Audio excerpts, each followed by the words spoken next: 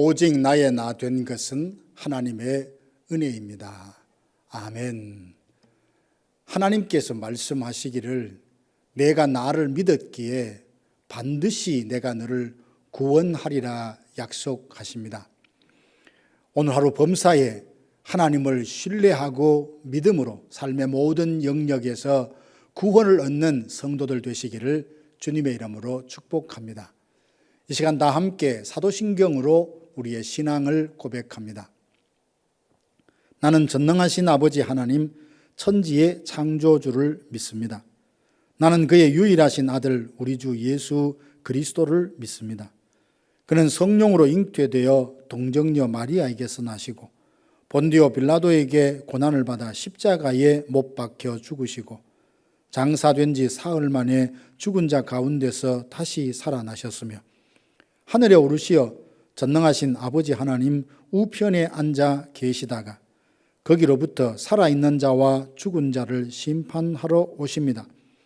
나는 성령을 믿으며 거룩한 공교회와 성도의 교제와 죄를 용서받는 것과 몸의 부활과 영생을 믿습니다. 아멘. 하나님의 말씀은 느헤미야 13장 3절에서 9절 말씀입니다. 백성이 이 율법을 듣고 곧 섞인 무리를 이스라엘 가운데에서 모두 분리하였느니라. 이전에 우리 하나님의 전의 방을 맡은 제사장 엘리야십이 도비야와 연락이 있었으므로 도비야를 위하여 한 큰 방을 만들었으니 그 방은 원래 소재물과 유향과 그릇과 또 레위 사람들과 노래하는 자들과 문지기들에게 11조로 주는 곡물과 새 포도주와 기름과 또 제사장들에게 주는 거제물을 두는 곳이라. 그때에는 내가 예루살렘에 있지 아니하였느니라. 바벨론 왕 아닥사스다 32년에 내가 왕에게 나아갔다가 며칠 후에 왕에게 말미를 청하고 예루살렘에 이르렀어야 엘리아십이 도비야를 위하여 하나님의 전 뜰에 방을 만든 악한 일을 안지라. 내가 심히 근심하여 도비야의 세간을 그 방 밖으로 다 내어 던지고 명령하여 그 방을 청결하게 하고 하나님의 전의 그릇과 소재물과 유향을 다시 그리로 들여 놓았느니라. 아멘. 농부가 밭에 씨를 뿌리면 곡식보다 잡초가 더 잘 자라죠. 잡초가 날 때 애써 뽑지만 금세 또 다시 자랍니다. 이런 잡초의 근성을 보면 우리 안에 있는 죄의 성질을 참 많이 닮았습니다. 회개하고 죄사함을 받았지만 또 그 죄에 넘어지고 범죄하는 우리 자신들을 봅니다. 그러니 신앙의 개혁이라는 것은 단회적이 아니라 주님 오실 때까지 우리가 주님 앞에 설 때까지 계속 되어야 합니다. 성벽 재건을 완성한 후에 기쁨으로 성벽 봉헌식을 하고 느헤미야가 바사로 돌아갑니다. 그런데 얼마 지나지 않아 느헤미야는 백성들이 말씀에서 떠난다는 것을 듣고 다시 예루살렘에 돌아와 신앙의 개혁을 단행합니다. 느헤미야가 개혁한 것이 무엇입니까? 첫 번째는 공동체의 거룩함을 회복하는 것입니다. 이스라엘 백성들 속에 암몬과 모압 사람들이 함께 섞여 있었습니다. 모압과 암몬은 아브라함의 조카 롯의 아들들로 끊임없이 이스라엘 민족을 괴롭혔습니다. 그리고 우상을 숭배하도록 부추깁니다. 그중 암몬 사람 도비야가 어떤 사람인지 잘 알지 않습니까? 성벽을 짓는 사람들을 향해서 너희가 짓는 성벽은 여우가 올라가도 무너질 것이라고 조롱했던 사람입니다. 하나님은 암몬과 모압 사람들을 하나님의 총회에 들어오지 못하게 하셨는데 무리들 속에 그들이 섞여 있었던 겁니다.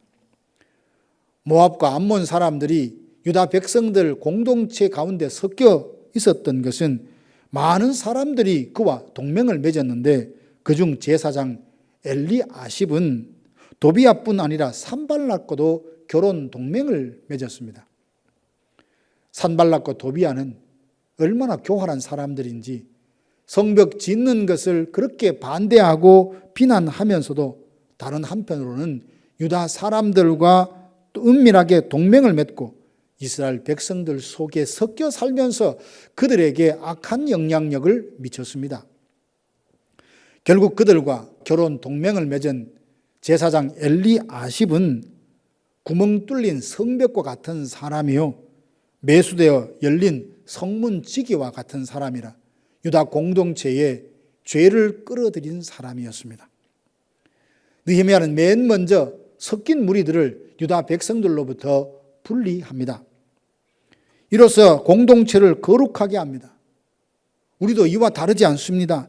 죄와 세상으로부터 자신을 구별하여 하나님 앞에서 거룩해야 하지만 버려야 될 생각, 습관을 버리지 못하고 잘못된 관계를 유지하며 세상의 가치관을 받아들여 이것저것 뒤섞여 있는 것은 아닙니까? 거룩함을 지키려면 죄를 짓도록 유혹하고 악한 영향력을 발휘하는 생각, 습관, 사람을 마음과 삶에서 분리시켜야 하죠. 이것이 우리 안에 계속되어야 될 신앙의 개혁입니다.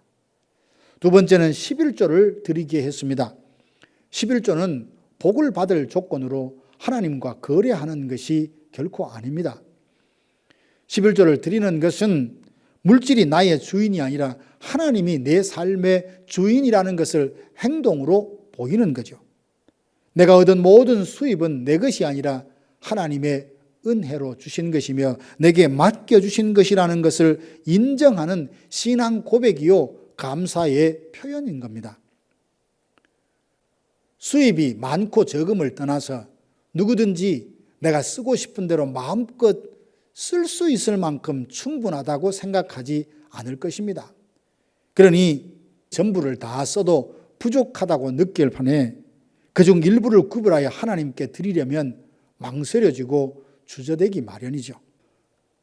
그럼에도 하나님을 사랑하는 마음으로 불편함을 능히 감수하겠다 결단을 하고 물질적 풍요가 주는 여유보다는 하나님이 주시는 은혜 안에 살기로 선택하고 드리는 것이 11조입니다. 흔히 사람들은 물질의 집착과 욕망으로부터 자유하고 싶다 그렇게 말들 하죠. 그런데 물질을 더 많이 쌓아놓고 싶은 욕심을 버리지 않는 한 물질로부터 자유하기는 어렵습니다.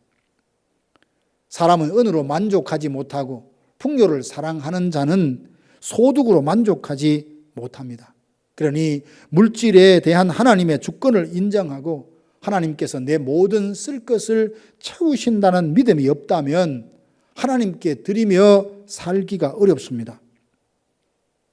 사실 우리는 돈이 많아야 잘 살 수 있는 것이 아니라 하나님의 은혜로 충만할 때 잘 살 수 있는 줄로 믿습니다.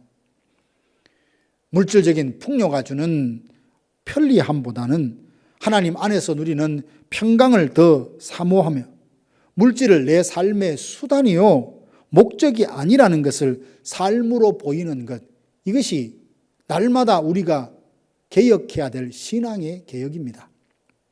세 번째는 안식일을 지키게 했습니다. 11조를 드리는 것이 물질에 대한 하나님의 주권을 인정하는 것이라면 안식일을 지키는 것은 시간에 대한 하나님의 주권을 인정하는 것입니다. 하나님은 안식일을 정하여 모든 일과 노동을 쉬며 우리의 영혼이 하나님을 주목하고 주 안에서 안식을 누리게 하십니다.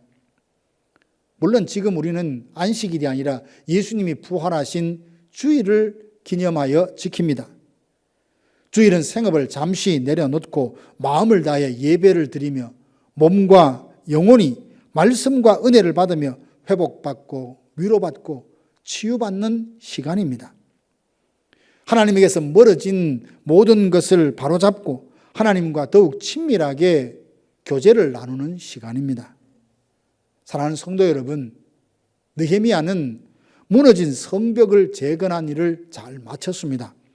그러나 믿음이 회복되지 않는다면 하나님과의 관계가 회복되지 않는다면 재건된 성벽은 또다시 무너진다는 것을 잘 알았습니다.